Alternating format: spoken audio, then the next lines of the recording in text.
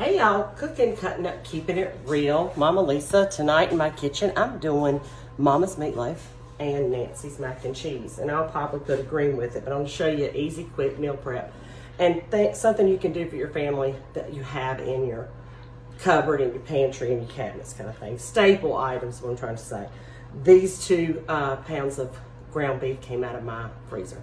One is actually deer and one is actually beef. So this is what I'm fixing for my family tonight. I have put 2 eggs in the bottom of this bowl and the 2 pounds of burger, whatever kind of burger you want to use. If you've got turkey burger, use that. If you've got chicken burger, whatever, that's what I use, okay? I put a pinch, about a teaspoon of each salt and pepper, okay? I'm gonna close that up and move it out of the way because I've got way too much stuff going on right here. And it's gonna drive me crazy into a whole squirrel mode. So into this, we need some breadcrumbs. And my recipe calls for let's see. I can't hardly see. It stinks being 50. I'm wearing bifocals sometimes. Hang on, I'm gonna have to bring it in. Sorry.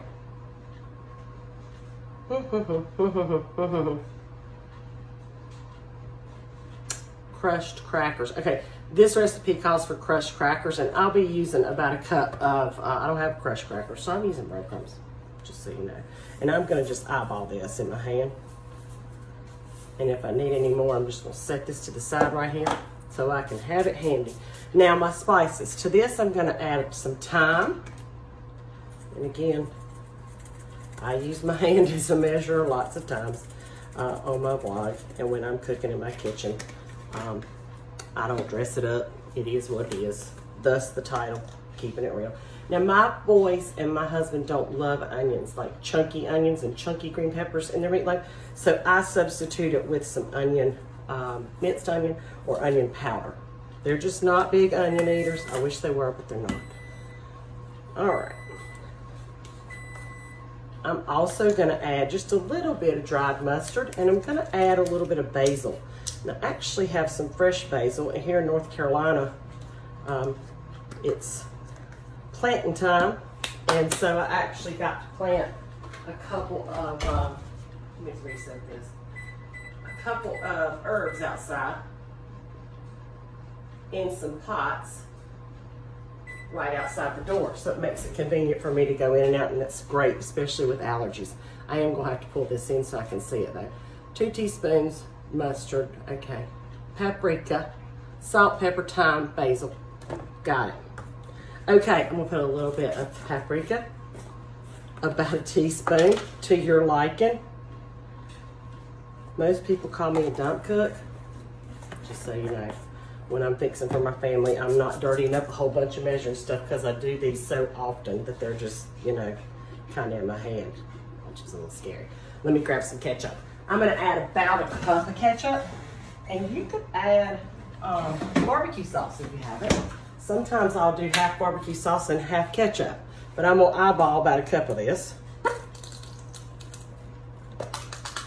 Some people put a little bit of mustard in there.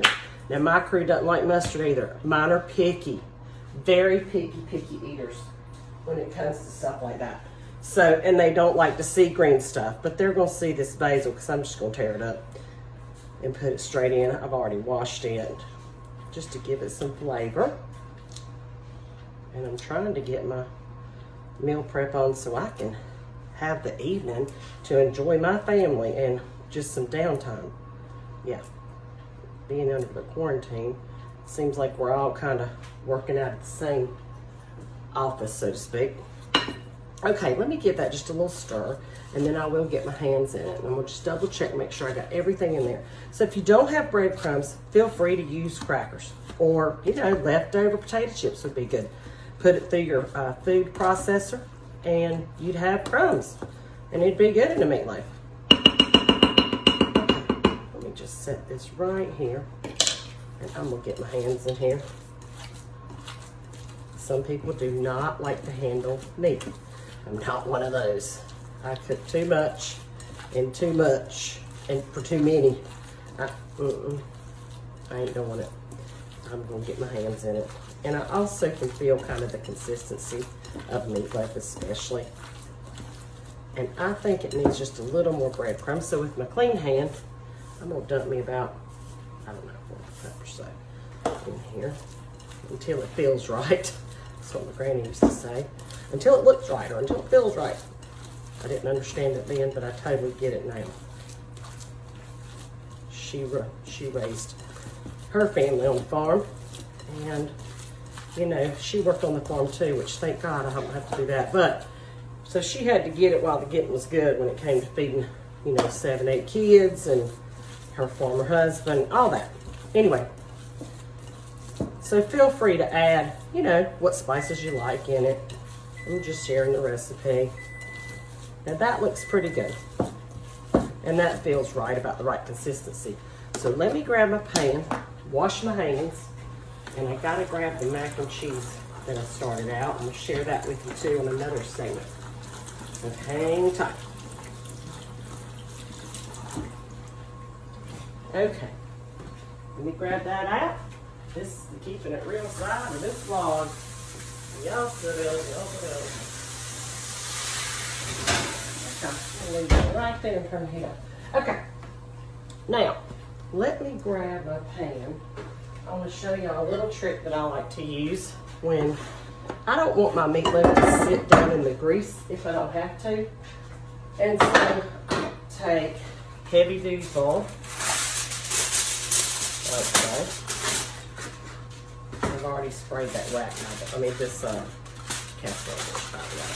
And I'll just roll it up like so, tight, and then I'll lay it across there, and that gives it just enough lift to keep it out of that grease. Or you could line the bottom of your pan with bread if you want to and take the bread off. But with grocery store situations the way they are now, I'm using what I got. Yes, I am.